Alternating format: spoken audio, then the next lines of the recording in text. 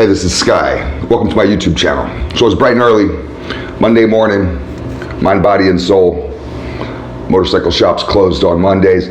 Most motorcycle shops in America have traditionally been closed on Mondays. A lot of dealerships nowadays will stay open, but it used to be in the old days, like when I first started my motorcycle shop more than 20 years ago, it was a ghost town on Mondays. You weren't getting your bike worked on, you weren't going to any shops or dealerships on Mondays.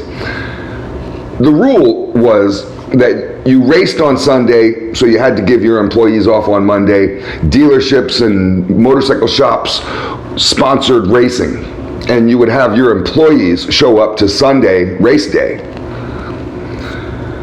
So you had to give them Monday off.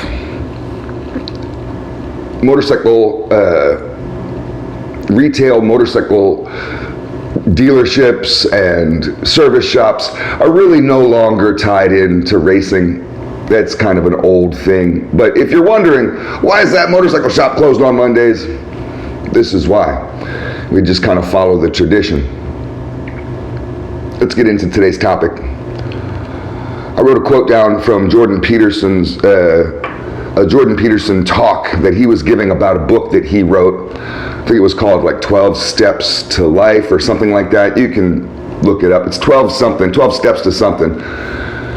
But I like Jordan Peterson. I think he's a pretty interesting guy. So let's dissect this quote. I thought it was interesting and it'd be a good way to start the week off. If the world you see is not the world that you want, it is time to examine your values. So let me just read it one more time. If the world you see is not the world that you want, it is time to examine your values. Now that's a pretty hardcore statement.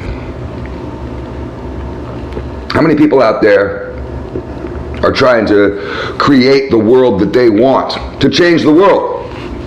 Even if it's just your own little personal world, you may not be trying to change everything. You just may be trying to change everybody around you. It's easier to change yourself than it is to change others. It's easier to change your own outlook than it is to change the world. It's a big source of suffering if you are hell-bent on trying to change the world to meet your needs rather than to be adaptable.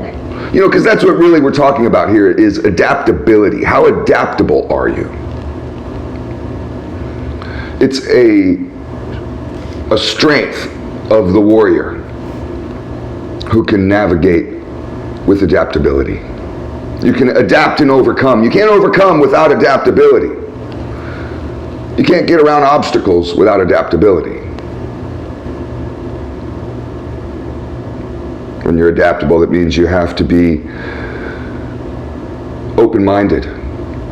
You have to be open to change, willing to change yourself, willing to be humble, to realize that you may have to do stuff that you don't want to do, uncomfortable stuff, to think in ways you don't want to think.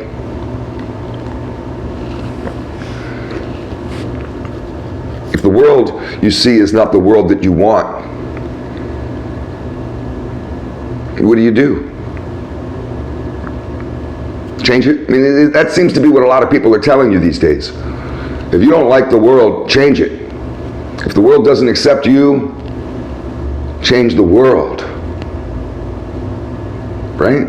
Instead of changing yourself. I mean, it kind of sounds backwards to me, but there's probably some people out there being like, well, yeah, damn right. Not seeing at all the folly in their logic. So, if the world that you see is not the world that you want, in order to alleviate suffering and live a stronger, happier life, it's not time to change the world. It's not time to become an activist or some kind of social justice warrior. That's the wrong response.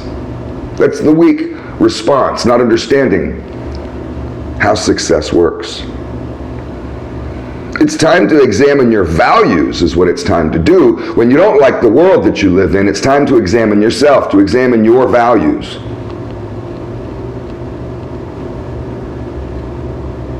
You got to look within. You got to dive deep and go to the core of who you are. What are your needs, wants, beliefs? And why are they getting in the way of your happiness on a daily basis? Is your happiness so tied into everyone else? A carrot on a string, just leading you along. And it's everyone else. If I'm not happy today, it's the goddamn world, it's not me. If I hate my life, it's the fucking world, it's not me. If I hate my job, it's the world, it's the job, it's not me. It's always something external, it's never internal. Right? I mean, it's easy to get lost in that mindset if you're weak and stupid and all you do is just look out, reacting, never looking within.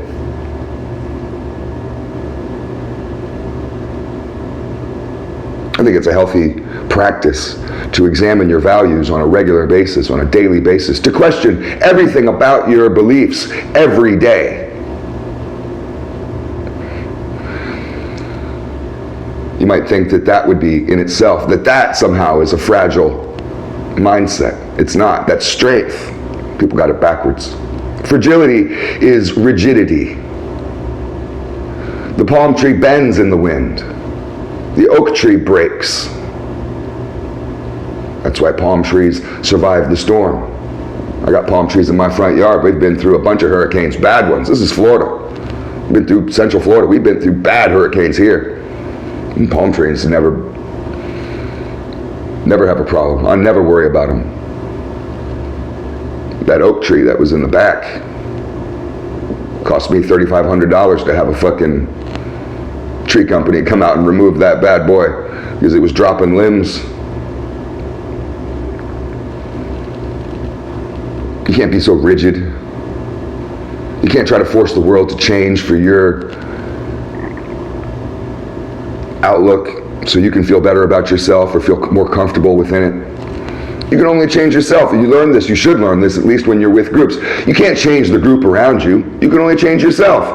I can't change you and you and you. I can only change me. This is a big source of suffering for people that go around trying to change everybody around them, trying to change the world around them, trying to change everybody at work. A buddy of mine, funny story, a guy that I have known for a long time.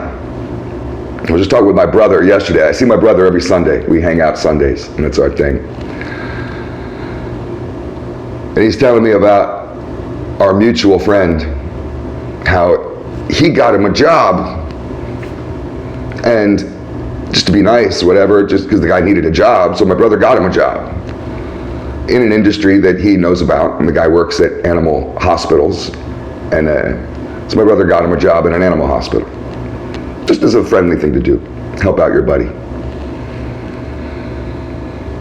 He tells me, he's like, oh, well, you know, so-and-so was working with me, and I was like, really? I didn't know that you had got him a job, and he's like, yeah, but he got fired 2 weeks later.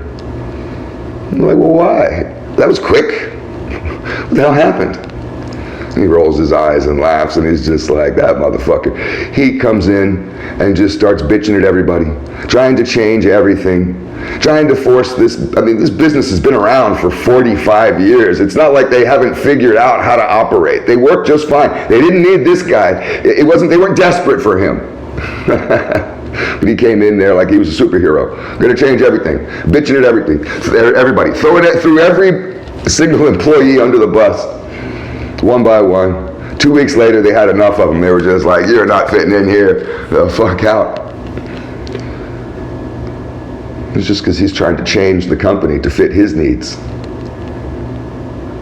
They had to explain to him, look, this is a small, local, mom and pop owned animal hospital.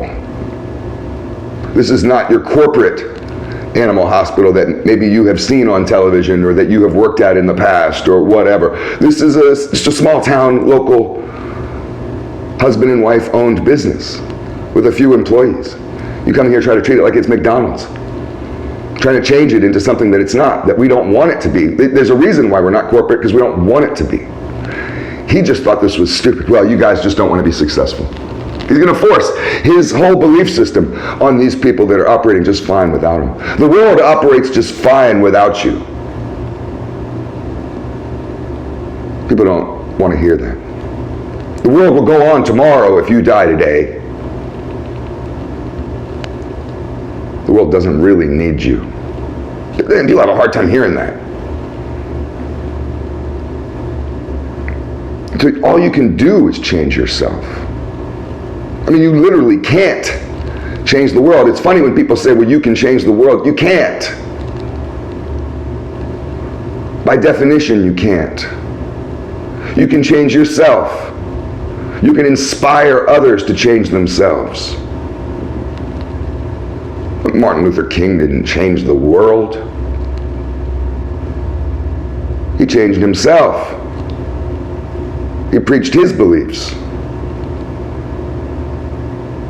People got inspired. Inspiration comes from within, and you changed your beliefs when you heard him. You said, yeah, that's right. That was your realization. That wasn't him with his magic wand forcing an idea into your head. He wasn't changing you. He wasn't changing the world. He was changing himself, and you watched it and got inspired by it. Every time we hear one of his speeches, it inspires us.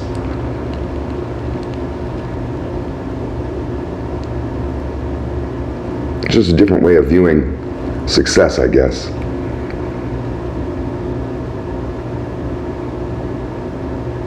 If the world you see is not the world that you want, it's time to examine your values.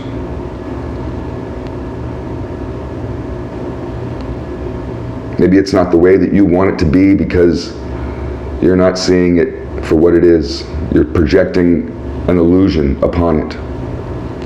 You have too many attachments to it. You're trying to change it to something that you want it to be instead of allowing it for what it is. We do this in relationships. Many of us do.